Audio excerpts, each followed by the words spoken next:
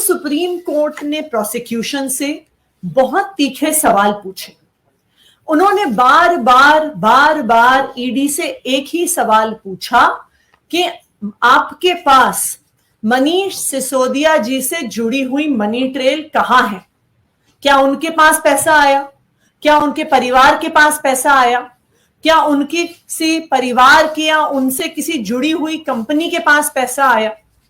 Supreme court ने बार बार पूछा कि अगर मनीष सिसोदिया के पास पैसा पहुंचता हुआ ईडी दिखा नहीं सकती है तो फिर मनी लॉन्ड्रिंग का सवाल कैसे पैदा होता है और पीएमएलए लगने का सवाल कैसे पैदा होता है?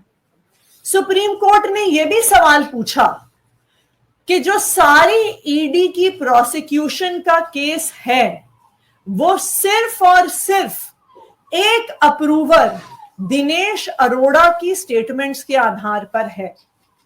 इनफैक्ट जब हियरिंग चल रही थी तो सुप्रीम कोर्ट में यही कहा गया कि अप्रूवर तो अपनी जान बचाने के लिए कुछ भी कह सकता है, उसकी स्टेटमेंट पर कितना विश्वास किया जा सकता है। जो तीसरी चीज सुप्रीम कोर्ट ने उठाई, उन्होंने स्पष्ट तौर से बार बार ऑब्जर्व किया कि पॉलिसी मेकिंग कोर्ट के परव्यू में नहीं आती है।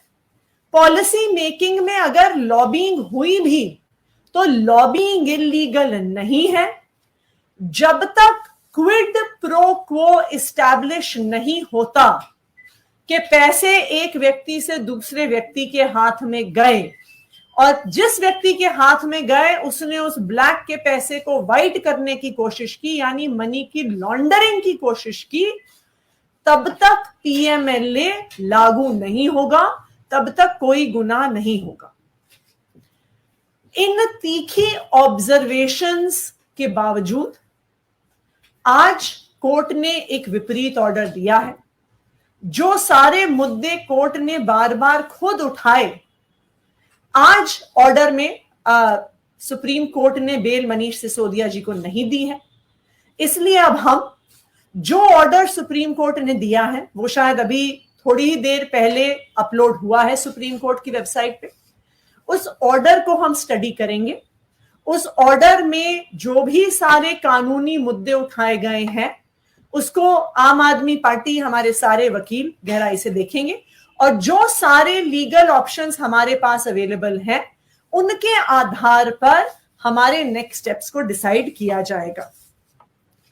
सुप्रीम कोर्ट का हम सम्मान करते हैं, लेकिन उस सम्मान को करते हुए भी हम बहुत सम्मान पूर्वक ये कहना चाहते हैं कि हम आज जो सुप्रीम कोर्ट ने निर्णय दिया है उस निर्णय से असहमत हैं और उस निर्णय को लेकर आगे क्या क्या कानूनी कार्रवाई हो सकती है उसको बिल्कुल एक्सप्लोर करेंगे।